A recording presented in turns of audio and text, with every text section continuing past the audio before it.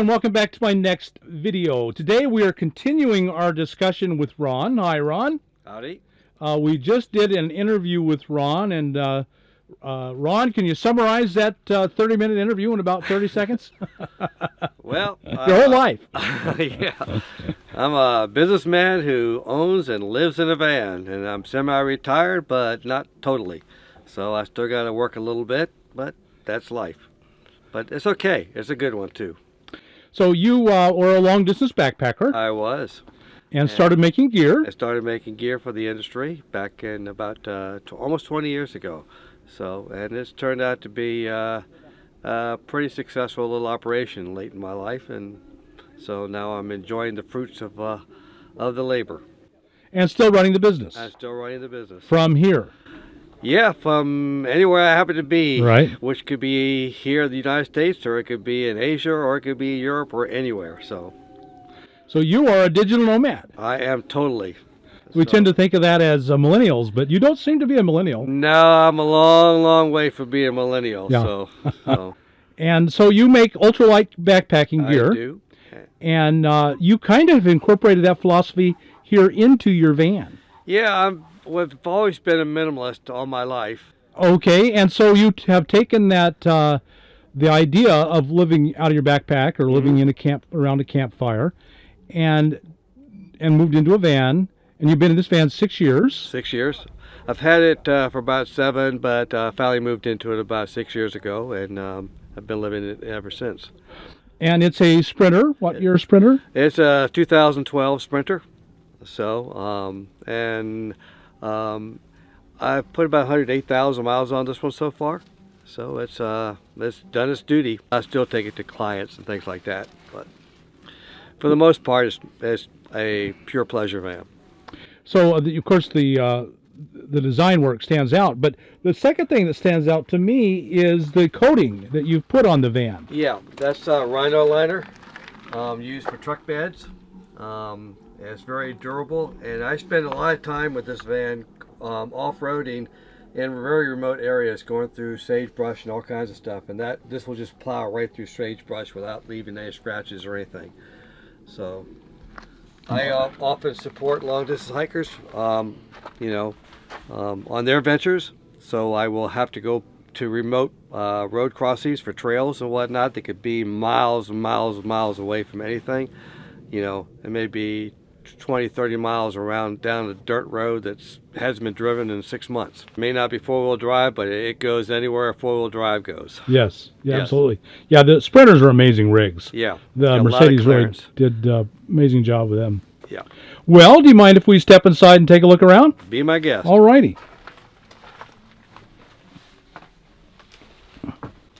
So first off, we'll start up front. I see you have swivel seats.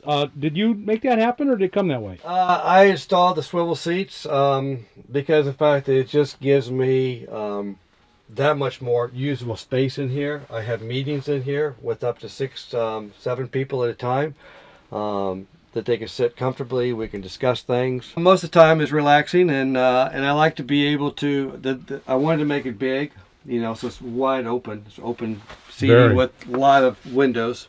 I had my first van had no windows in it, and I just felt like a turtle. Wide open is a big plus, and with doing business meetings in here, it's just an absolute requirement. Yeah, it's one of the reasons why I have so much counter space in here. There's more counter space in here than a number of Class A motorhomes, and I put plenty of cabinets up in here so that I can basically, even if it's a mess, I've got empty cabinets, and I can just take everything and put it up in here and have this whole thing cleaned out within just minutes.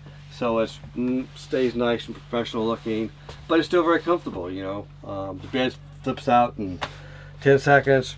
The couch flips to a bed in 10 seconds, and it's just a remarkably comfortable living space. Yes. Did you do the build? You hired it? I did all the design work on the build. The cabinets I designed in CAD. I designed them before I actually bought the vehicle. I downloaded the 3D CAD for Autodesk. A friend of mine who has a really high-end CAD or cabinet shop, and he built these cabinets. But I did the ceilings, the floors, the back walls, all this stuff in here. all the wiring and all the insulation. And then I had somebody else build the bed. And so, so it was a mixture. I did what I did good, and I let other people do what they do good. So, the two questions I have to ask everyone. Yep. How do you go to the bathroom? Yep. Well, hold on just a second. Demonstration? A little bit. It's kind of an unusual. Okay, yeah, this is going to be a little bit unusual. Yeah. Well, since I'm a designer, and designers like to take problems and solve them different ways, you know, when it came to toiletries, I decided to try something a little bit differently. So this is my toilet. That's your toilet. That's my toilet. I made the case, designed the, well, that's just a simple case. Okay, and so what it is essentially is just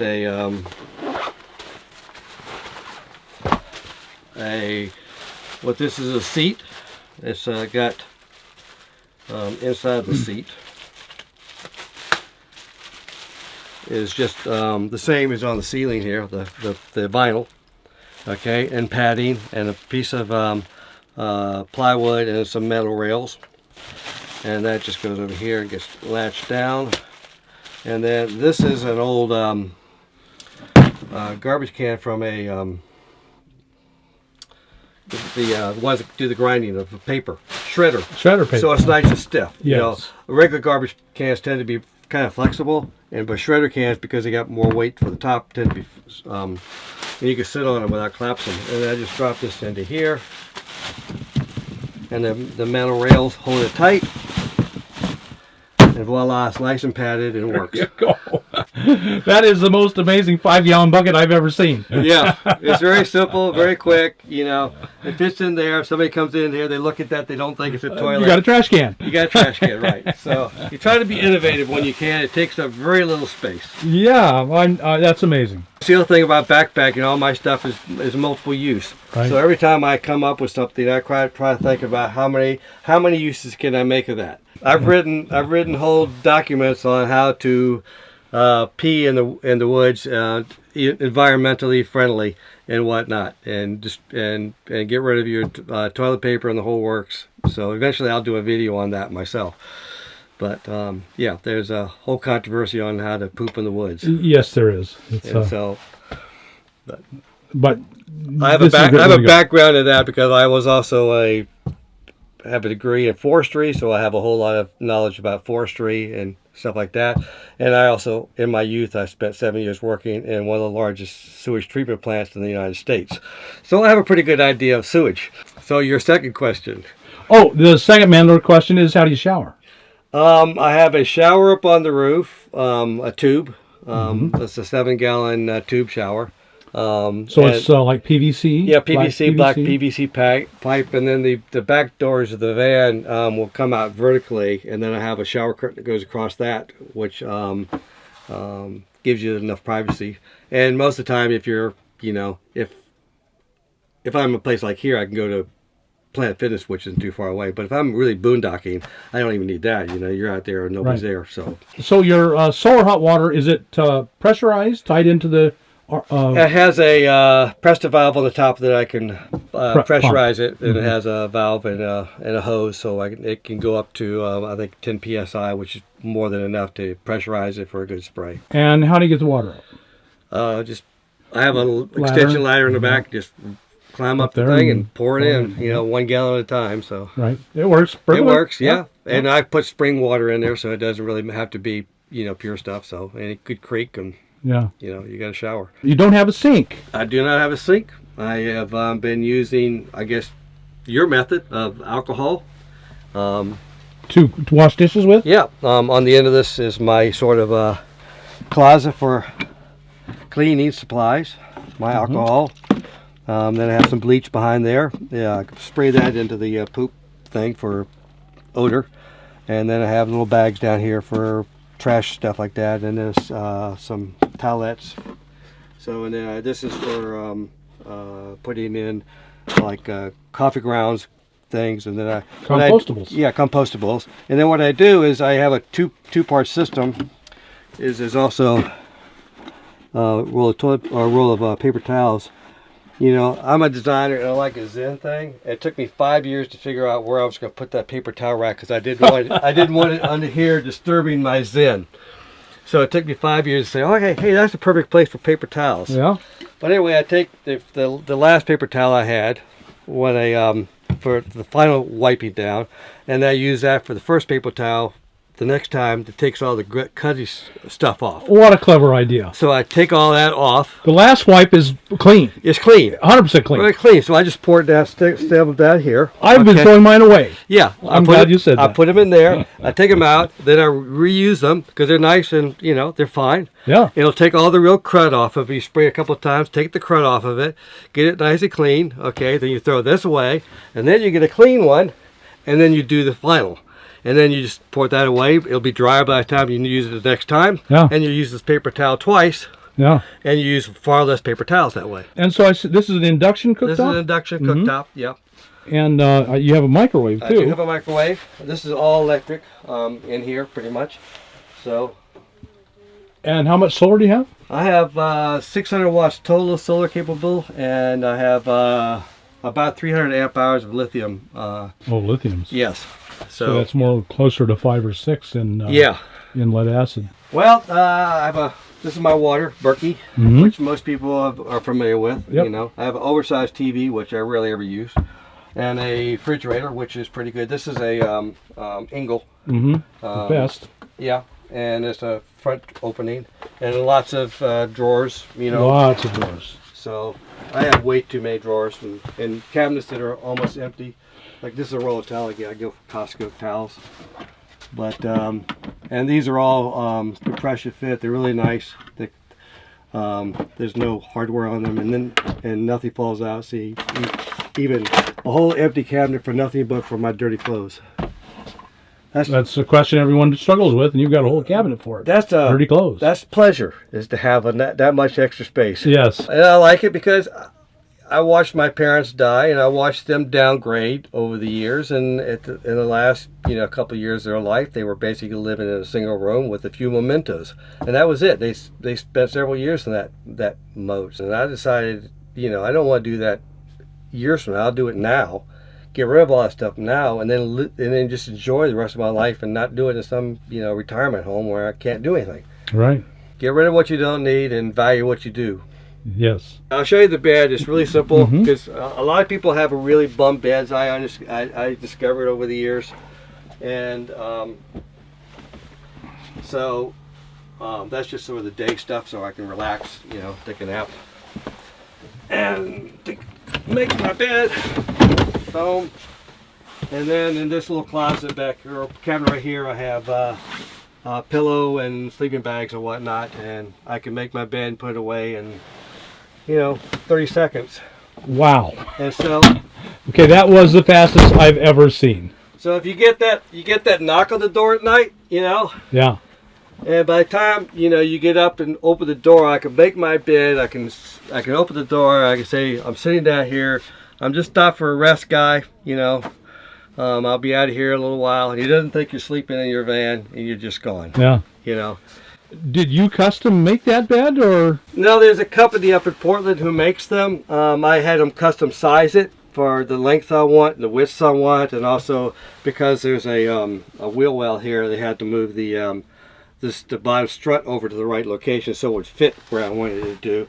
And then I also built the down at the bottom is the access. Oh, so wow. I have all kinds of storage underneath there, and so I built this to make it look like a couch. Wow. And any idea who you got this from? Van Specialties in Portland. Mine was custom, so it was about $1,500. But you can get, if you buy a stock one, I think they're about $1,000. But they're so fast and they're comfortable as a couch. Most beds are lousy as couches. Yes. But if you sit on this one, it's got the right incline on the back. You can make them wider, you can make them narrower, you can make them taller in the back, so you can have more. I can sleep 2 people out here comfortably. I have behind here, I have insulating blankets that I make that I can put in here, and they're attached on Velcro, and then these cover up. So if it gets really cold, I can insulate this really well. There's a lot of insulation in the ceiling. There's a lot of insulation in the floor. I have a S-bar heater in here, which doesn't currently work, but hopefully by the time I leave this, it will. A lot of I know what they are, but a lot of our folks won't know what that is. Yeah, it runs off the diesel. It will run all night on about a quart of diesel. So I mean, you can run all night on basically $1 worth of diesel, which is a whole lot cheaper than a Propane. Mr. Buddy or propane is. Downsides are two. They're expensive, although they are coming down in price a little bit, and you have to run them on a monthly basis, which I didn't know. But if you get one, run it. Yeah. You know, they don't say that in the instructions, unfortunately. And they're also, the nice thing about them is that they are self-contained, so all the exhaust and everything is on the outside. The cold air comes in from the outside, and the exhaust goes out the outside, so there's nothing inside. You can keep everything closed up, not lose any heat, and not have to worry about venting. It's a closed loop system. Mm-hmm. So that's a very important thing, as opposed to anytime you use a Wave 3 or a Mr. Buddy or one of those things, or those you have to have ventilation, otherwise you bring the cold air in. It brings cold air in, right? Yeah. So So the closed loop systems are better if you can do it. So right. So we've moved outside, and we're in the back, which you've got an amazing amount of stuff back here too. Really well organized. Thank you. As I said, this is a work vehicle, so I go to trade shows to different places like Trail Days and PCT Days and things like that, and we would haul a lot of gear, so I could rip all this stuff out, and I could put in boxes of tents and backpacks and whatnot, and fill this whole thing up with a lot of merchandise. And then I have an easy up that fits in this corner, and a table that slides into there, and then I can go in and set everything up and have a trade show, and then put the awning out and make it one big booth. But you know, when I'm not using it for that purposes, it's got about 18 inches of storage space that I just hang a chair on, the rack. This is a swivel that I built a few weeks ago because I was going to the van building, and I needed a way to get to my tools and get things in and out, and I hated to take the bike out. I built this, and then this just... Oh, look at that. Oh my. Swivels. That's a dream come true. Yeah, it just swivels out, and now I got access to everything, and I don't have to take this out every time I want to get to all the stuff. It just simplifies things. I look for things that basically, my philosophy is, if it takes you more than 2 minutes to do something, to get to something, you know, or to find something, you're not going to try. Yes. And so your shower is back here. You would just cover it with a tarp. The back door's with a tarp. Right here, this thing right here opens up and becomes a tarp. So this is a product of mine that I designed, but I just rebuilt it for making a tarp out of it. It's got magnets in it. Oh, just steel nylon. Yeah, very simple, very light. Packs really small. So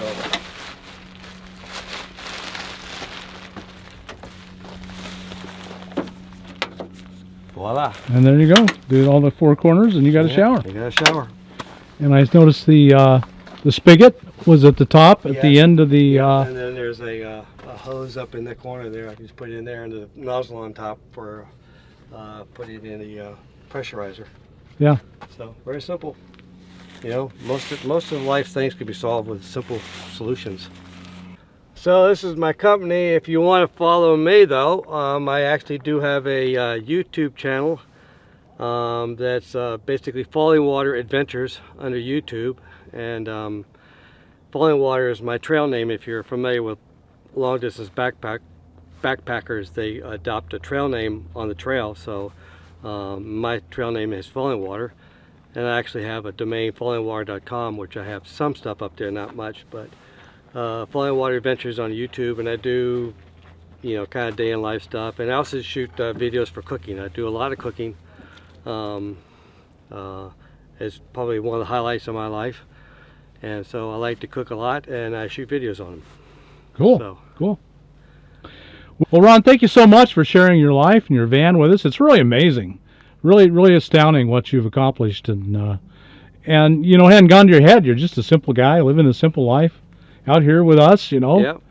Well, thanks, Ron. I really appreciate it, folks. I hope you got something out of this video. If you did, like us on YouTube, subscribe to the channel, hit the thumbs up button, and we'll talk to you later.